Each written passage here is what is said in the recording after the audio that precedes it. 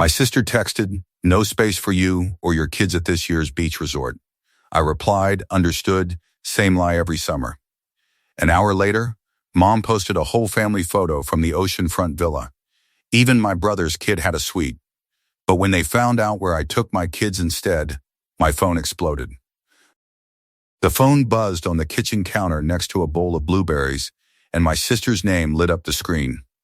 My daughter Poppy looked up from her cereal. My son Rowan kept eating. I picked up the phone and I read the text. Then I read it again. Poppy watched me over her milk. "Who is it, Mom?" "Aunt Lee. Are we going to the beach?" I did not answer her. I looked at the text one more time. It said, "No space for you or your kids at this year's beach resort. It's a full house. We'll do something in the fall." Same wording, same July, 4 years running now. I tapped the reply box. I typed one word. Understood. I hit send. I put the phone face down on the counter. I finished cutting Rowan's banana. An hour later, my mother posted a photograph on Facebook. It was already climbing her feed when I opened the app to check my firm's page. The caption said, "The whole family together for the first time in years. Feeling so blessed at Marston House." My brother Grant and his wife stood on the front porch, holding my nephew Brett between them. My mother Phyllis was one step behind them, in the same white linen dress she had worn to her mother-in-law's funeral. My sister Lee had her arm around a woman I did not recognize. Lee's 12-year-old Callum and 10-year-old Ruby were on the porch steps. Brett was holding a room key card in his small fist. 4 of the house's suite badges were visible on the porch railing behind them. 4 suites in use. The house has 5 bedrooms. Poppy came around the counter. She looked at the photograph on my phone. Her face did not change. "Mom, we are not in that picture." "No, honey, we're not." "Are we going now?" "Yes, we're going now." I picked up the phone and I called Nadia Torres, my paralegal.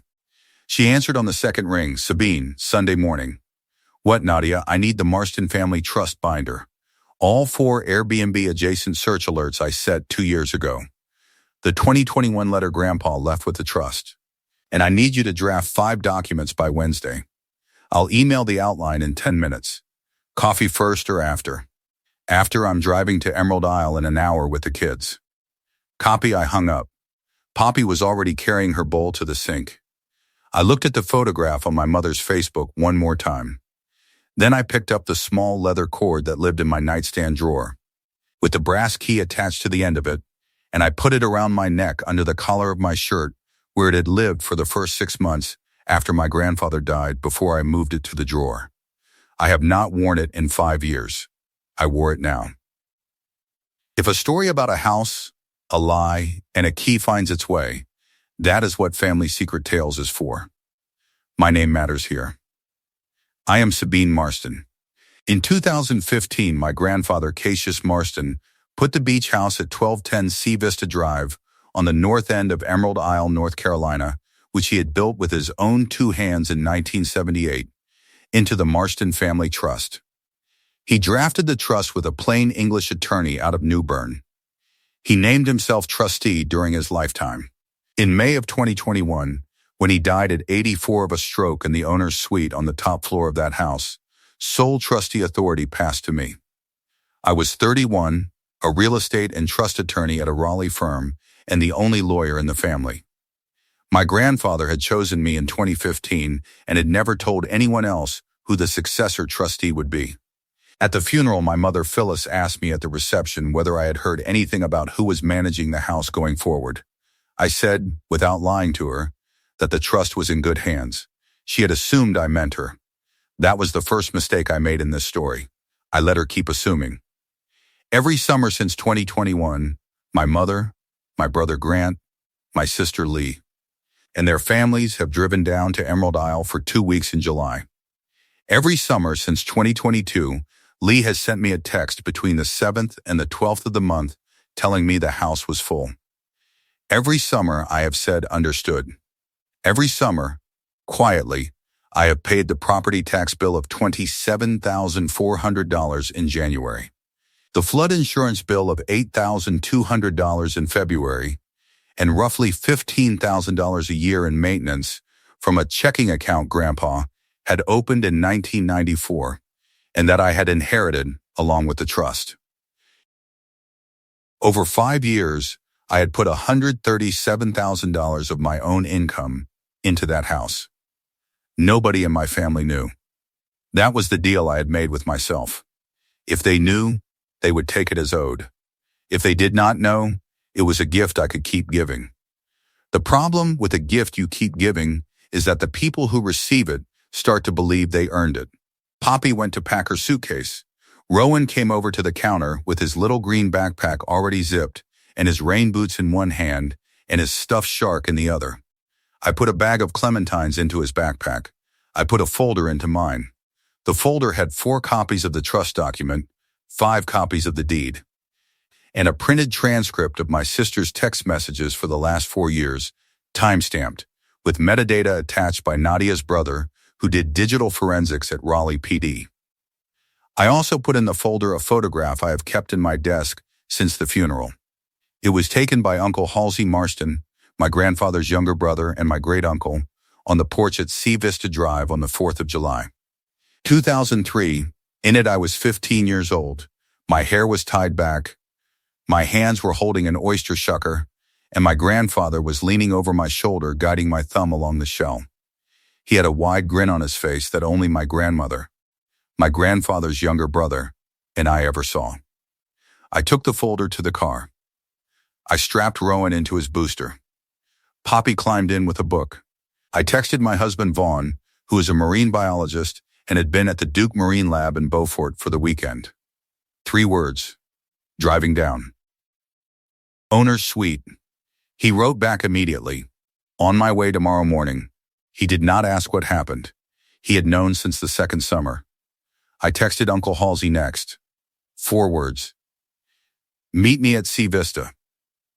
He called me back within 30 seconds. He was already in his truck driving south from Norfolk, Virginia. He had seen my mother's Facebook post at breakfast. Before I could pull out of the driveway, my phone buzzed with a text from Lee. It read, "Mom said you unfollowed her. What is your problem?" I did not answer it. I put the phone in the console. I drove. The drive from Raleigh to Emerald Isle is 5 hours if you do not stop, and 6 if you have a 5-year-old. On the way, I told Poppy that we were going to Grandpa's house and that we would be staying in his old bedroom, and Poppy asked me if that was allowed. I said yes. I told her that Grandpa had left the house to a family arrangement, and the arrangement had a rule. And the rule was that I decided who could stay in which rooms. Poppy thought about it. She asked me if Grandpa was going to be mad. I said no. I said Grandpa had told me the room was for us. She said okay. She went back to her book. I want to tell you about the morning Grandpa gave me the key. It was July 4th, 2018. I was 28, 1 year out of law school. Grandpa had called me on the 29th of June and had asked me to drive down for the 4th. He said he had something he wanted me to see and that it was a morning thing and that I should be at the house by 6 a.m., or he was going to send Halsey out to get me.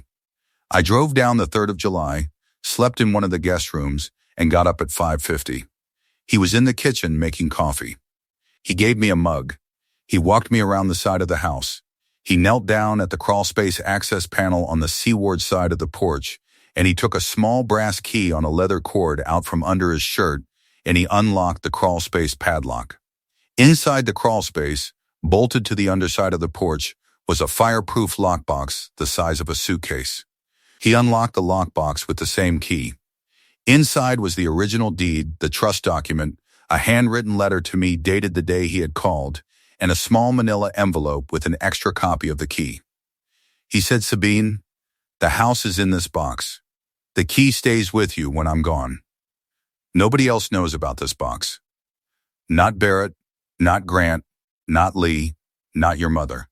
Nobody. You show it to the person you trust more than any of them. If there is nobody, you show it to nobody until you die, and then it goes to your children." I said, "Grandpa, Barrett is my father. You don't want him to know?" He said, "Especially Barrett."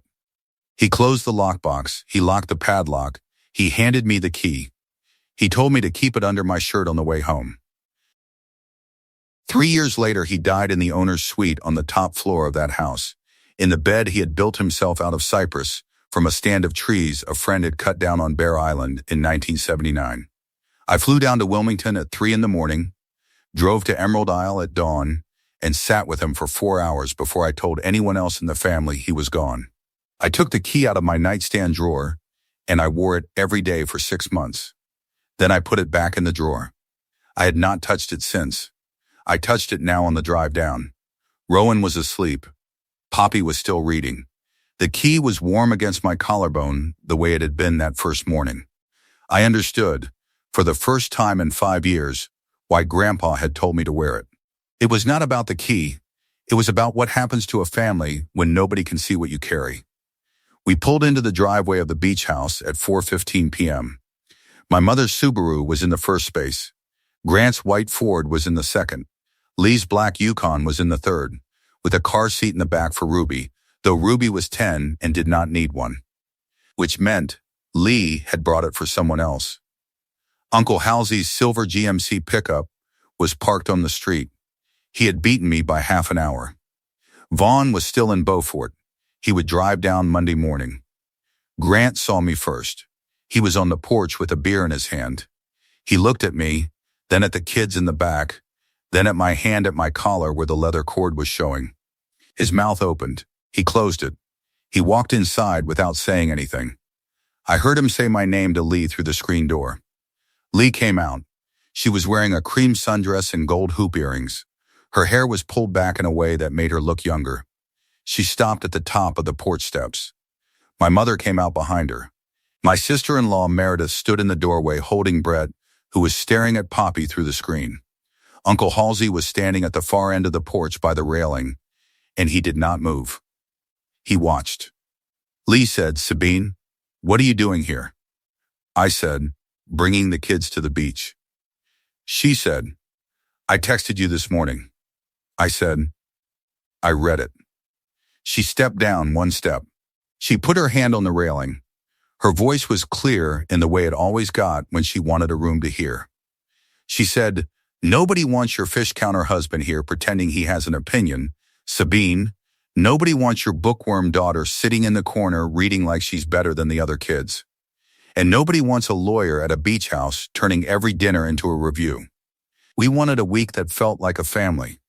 That means without the Marston who reminds us we're supposed to be smaller than her. So turn around, get in your Volvo, and drive your kids back to Raleigh before you embarrass them any further." Meredith moved back from the doorway. Brett stayed watching.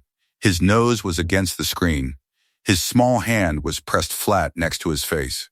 He was staring at Poppy the way children stare when they have just heard a grown-up say something that will need explaining later.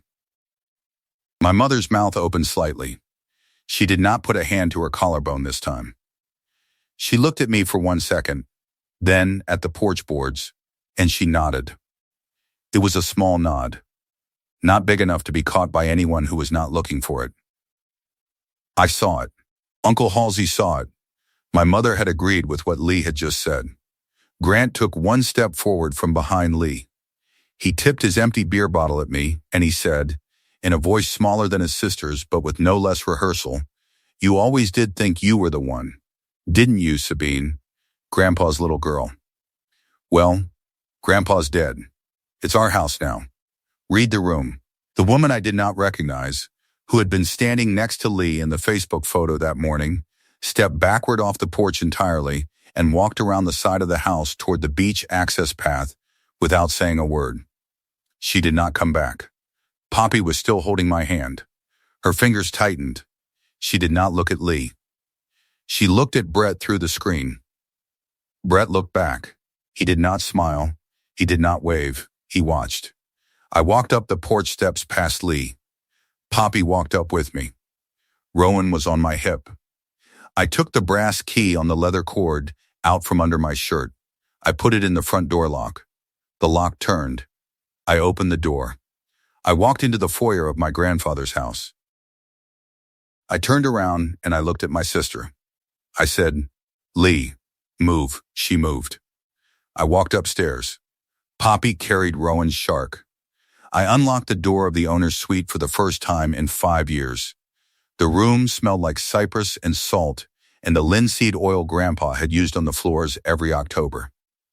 His fishing hat was still on the peg on the back of the door. His logbook was still open on the desk to the page where he had written down the tide chart for May of 2021 in his own hand. I put the kids' bags on the queen bed. Poppy walked over to the desk. She put her small hand on the open page. She looked up at me. She said, "Was this his handwriting?" I said, "Yes." She said, "It's nice." Uncle Halsey came upstairs behind me. He stood in the doorway. He waited until Poppy took Rowan into the bathroom to wash the road off her hands. Then he came into the room. He walked to the desk. He picked up a small silver frame photograph from the corner of the desk that I had not seen in 5 years. It was the 4th of July, 2003, me at 15, hair tied back, oyster shucker in my hands, Cassius leaning over my shoulder. Halsey had taken it. He was the only one who had a copy of the negative. He turned the photograph around and he showed it to me. He said, "You were the one." That was all he said. He set the photograph back down. He walked out of the room. He went downstairs. I heard him ask Grant to sit down at the kitchen island. I heard Lee's voice sharp in the front room. I heard my mother say something in a small voice, the way she has always spoken when she thinks she is about to be corrected in front of company. I sat on the edge of the cypress bed. Poppy came out of the bathroom, drying her hands on a towel. Rowan followed her. He climbed onto the bed and lay down and put his cheek on the pillow. He said, "Mom, this bed smells like the outside." I said, "That's the cypress." He said, "What's cypress?"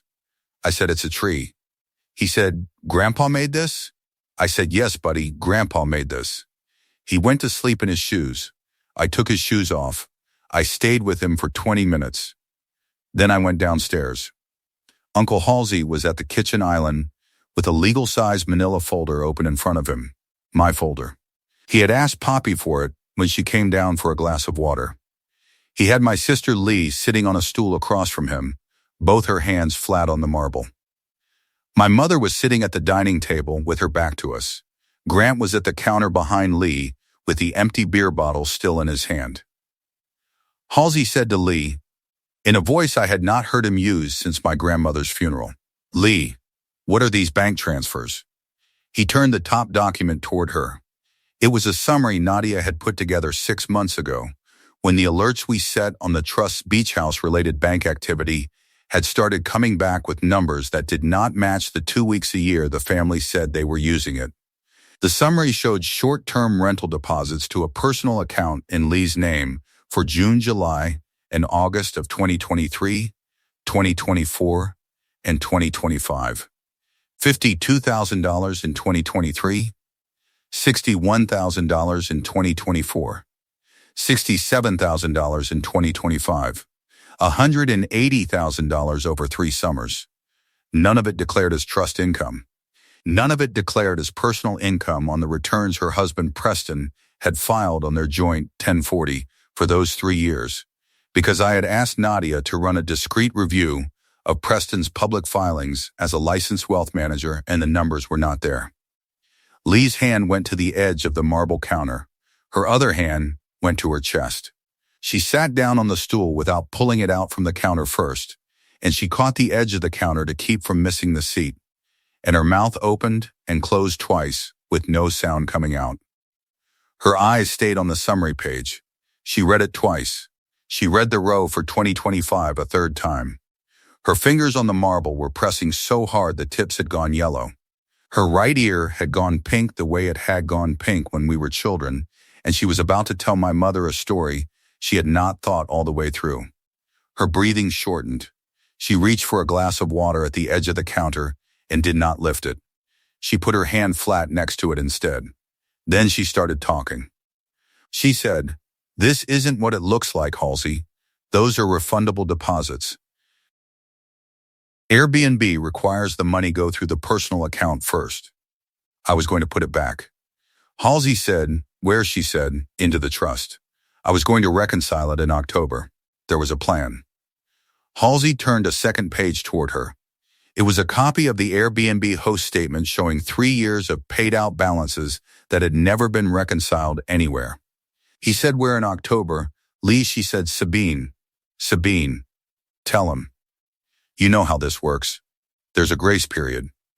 I was going to catch up. I did not answer her. I looked at the paper.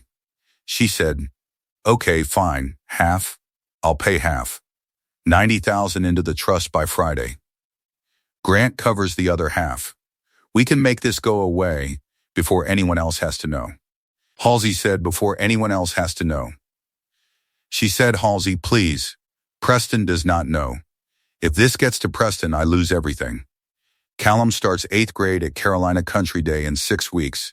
His tuition is paid by the trust distributions. Ruby has a scholarship application in for equestrian camp. If Preston finds out we are in the middle of a state audit, he takes the girls. Please, Halsey said. You had 4 years to tell Preston. She looked at me then. Her face changed. She said, Sabine, you know what he'll do. You know what he was like when we lost his brother. Please, for the girls. Not for me.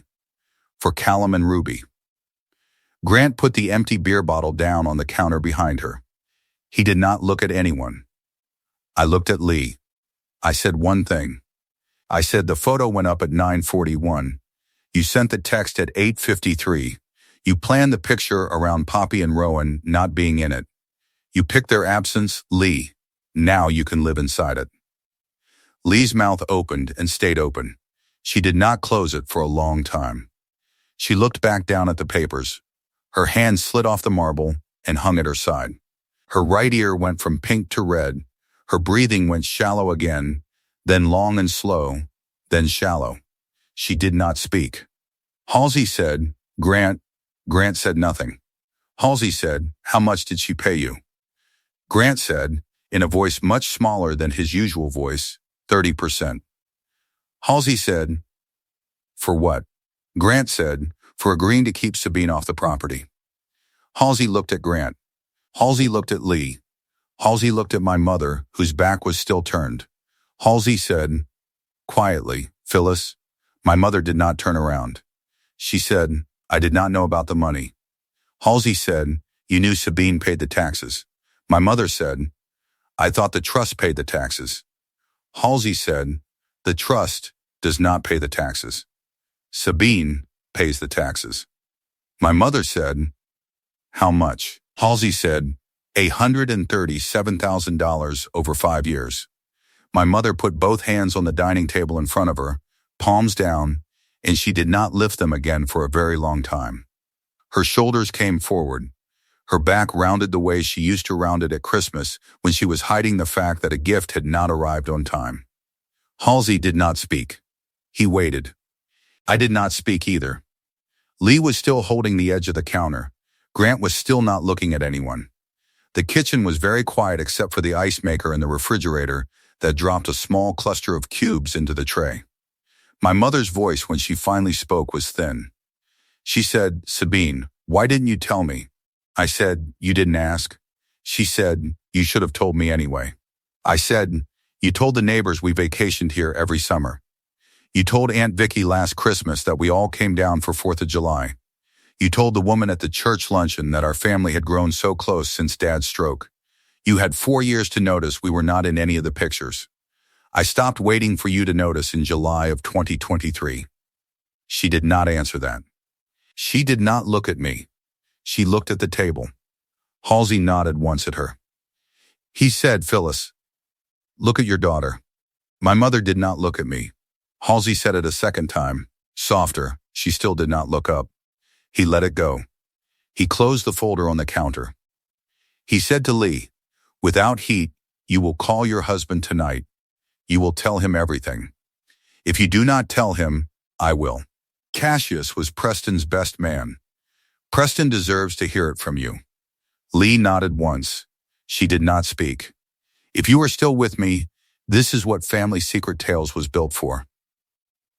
Quiet people. Loud paperwork. Monday morning at 8 a.m. My paralegal Nadia and my associate Whit Randall pulled up to the beach house in a rental sedan. Vaughn had driven down from Beaufort at dawn and was already at the kitchen table with Poppy and Rowan making pancakes. Uncle Halsey had slept in the guest room next to the kids. My mother had slept in Lee's suite. Lee had slept, as far as anyone could tell, in the wicker chair on the front porch. Grant had driven back to his house in Winston-Salem sometime between midnight and 2 a.m. Nadia and Whit and I sat at the kitchen island. I signed 9 documents. Nadia notarized 4. First, a formal fair market rent invoice to Lee and Grant for exclusive use days at 1210 Sea Vista between 2022 and 2025 at the trust established rate of $1,200 per night, totaling $237,600 payable within 90 days.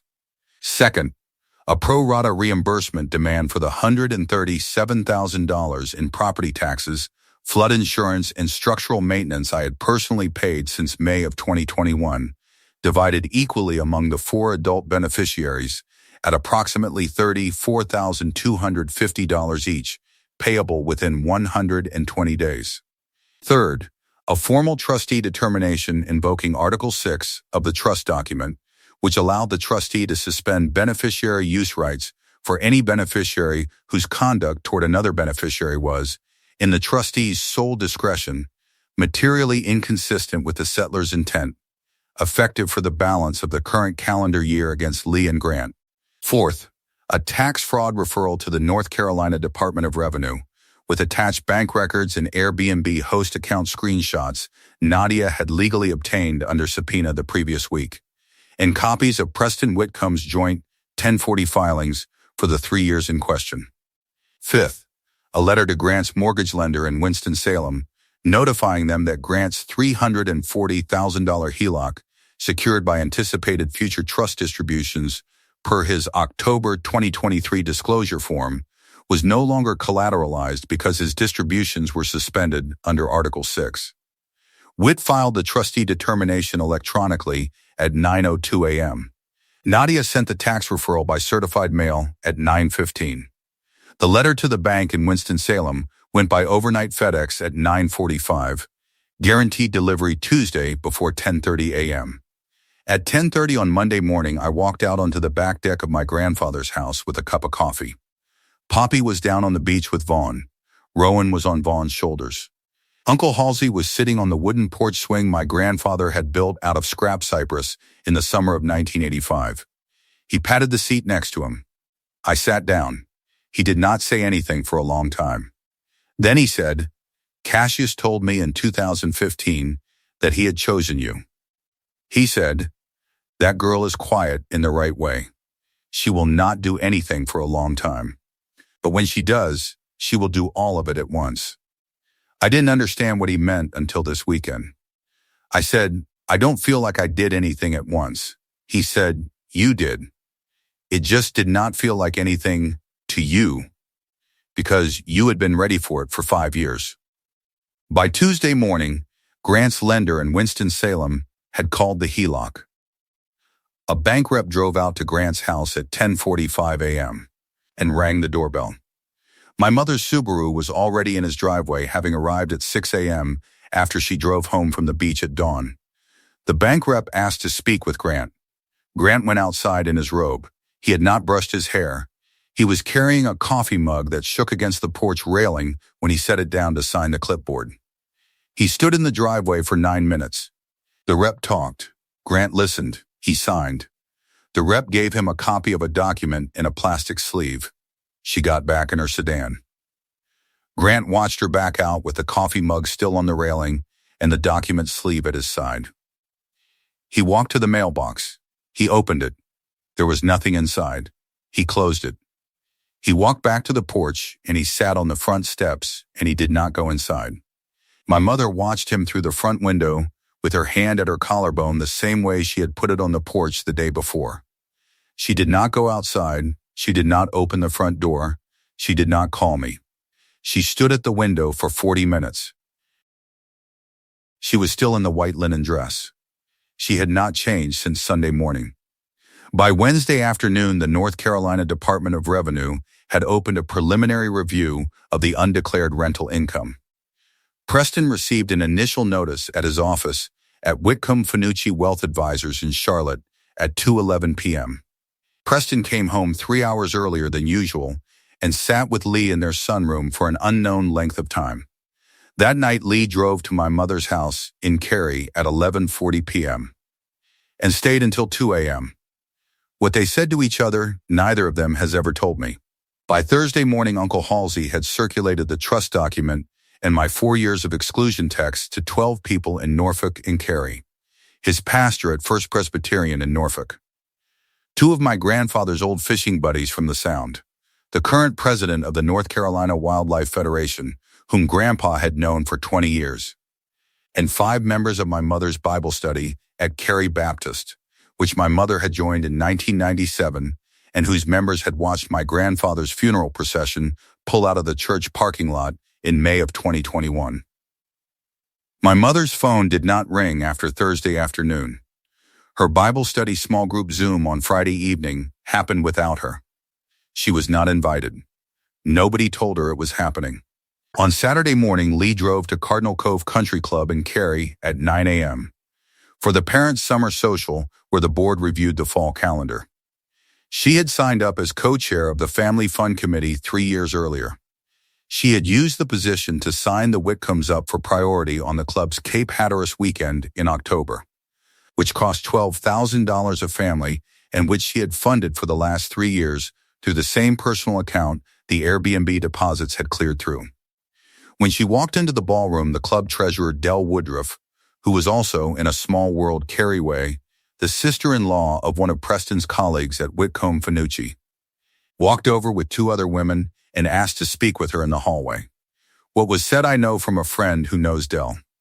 Del told Lee that the club had received an inquiry about the source of her family fund contributions, that as a matter of process, Lee would be stepping down from the committee, and that her family's spot on the Hatteras weekend priority list had been reassigned.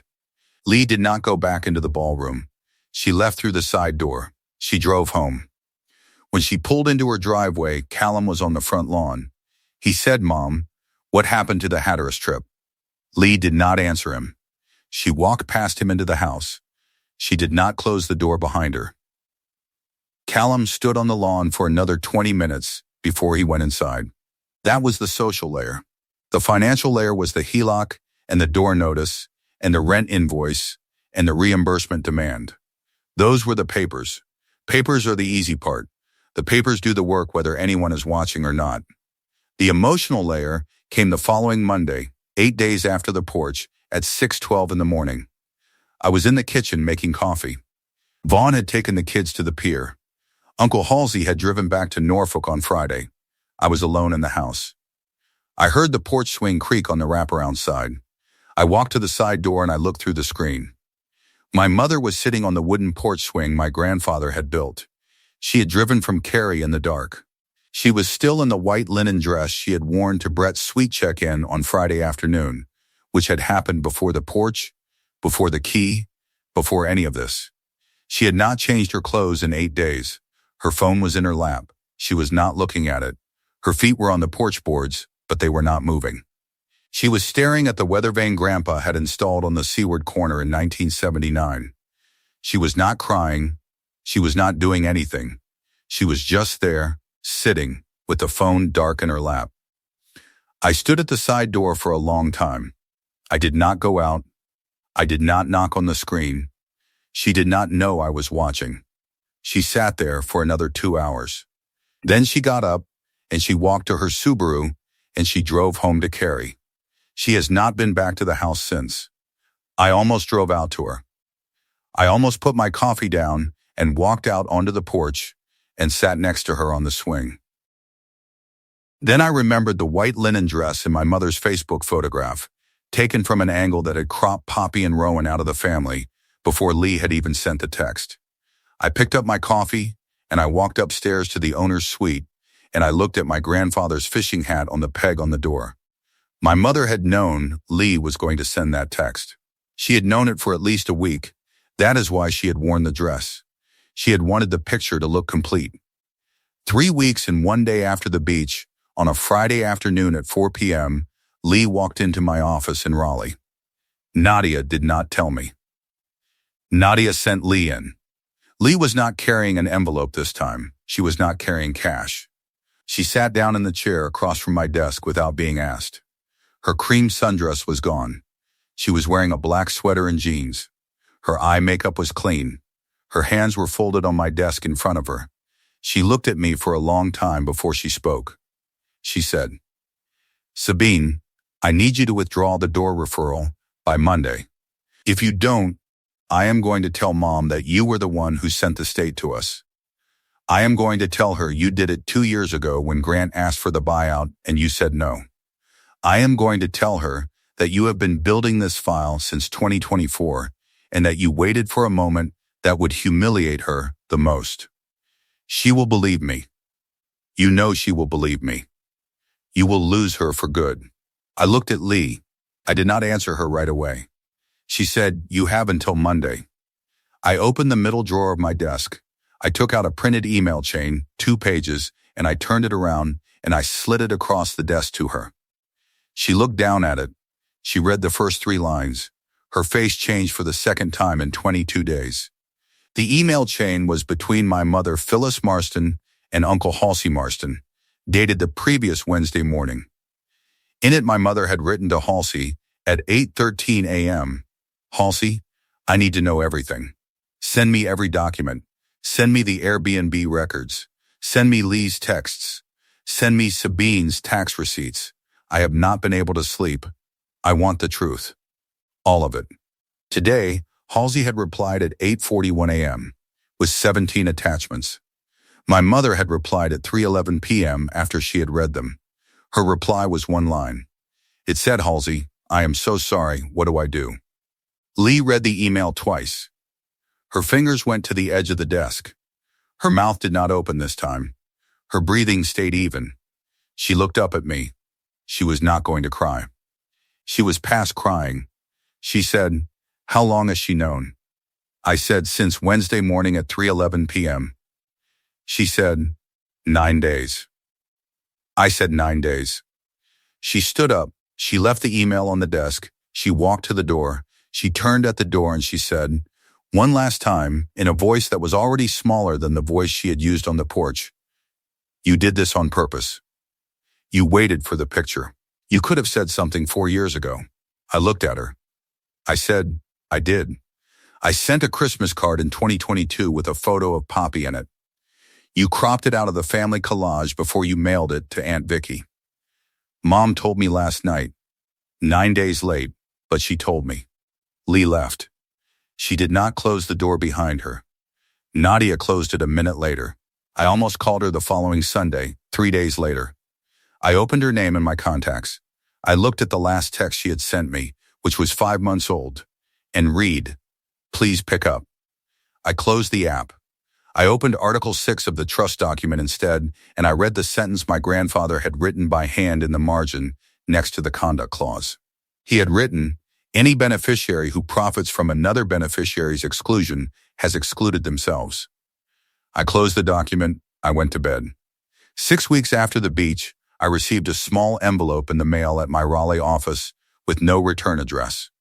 Inside was a single sheet of lined notebook paper. On it, in Uncle Halsey's handwriting, was 1 line. "Cassius knew. That is why he chose you. The key stays with the boy." He meant Rowan.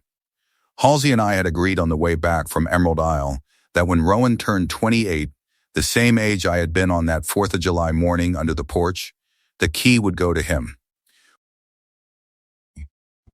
I put the note in my desk drawer next to the deed and the trust document and the photograph from 2003 that Halsey had given me when he drove home. That is where the story sits now. My mother has not been back to Emerald Isle. My father Barrett called me 2 Sundays ago for the first time in 14 months and asked me how the kids were. I told him. He said, "Your mother is very sorry, Sabine." I said, "I know she is." That was the whole conversation. Lee has a hearing scheduled at the Charlotte Door office next month. Preston has hearing scheduled at the Charlotte Door office next month. Preston has taken a leave of absence from Whitcomb Fanucci. Grant has sold his house in Winston-Salem at $112,000 under his original list price to clear the HELOC. He has moved into a rental in Kernersville. Uncle Halsey drove down last weekend to help me install a small brass plaque next to the doorway of the owner's suite that reads, in the same block script Grandpa used, Rowan SUIT. Rowan does not know the plaque is there yet. He is 5. He will notice it when he notices it. Poppy and Rowan are at the kitchen counter this morning eating cereal on the balcony of the owner's suite. The brass key is on the table between their bowls. Poppy is teaching Rowan to say the word cypress. He is saying cypress. She is saying cypress. He is laughing. Mirana. The weekend. The wooden plaque my grandfather carved above the doorway is visible over their heads in the morning light. His logbook is on the desk behind them, closed now. His logbook is on the desk behind them, closed with a small photograph tucked into the front cover of Rowan on Vaughn's shoulders on the pier last Monday, holding the brass key up to the sun. Vaughn is downstairs making a second pot of coffee. Uncle Halsey is on his way down from Norfolk again this weekend. He is bringing a set of content में बदल ले और share करें. He is bringing a set of woodworking chisels that belong to my grandfather. He is going to teach Poppy how to hold one. 200 Brothers' rental driveway is empty. His truck is at a job site in High Point, where he took a shift as a foreman for a small contractor last Thursday.